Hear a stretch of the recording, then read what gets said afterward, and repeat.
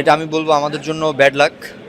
আমরা আমি বলবো যে অলমোস্ট ফুল ম্যাচ আমরা ডমিনেট করছি, ওদের থেকে আমরা বেশি অ্যাটাক করছি, কিন্তু আনফরচুনেট আমরা একটা গোল কনসিড করে ফেলছি।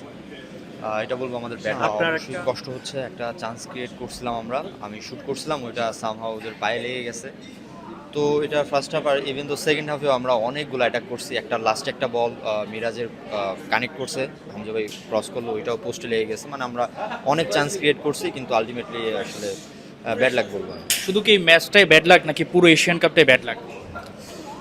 আহ, সব মিলিয়ে আমি বলতে চাই খুবই ভালো পারফর্ম করছি আমরা, সবগুলো ম্যাচ আমরা ভালো খেলেছি, কিন্তু আনফর্চুনেটলি আমাদের রেজাল্টগুলো মানে প্রত্যাশা মতো আসতেছে না। এটা কি লাকের ব্যাপার?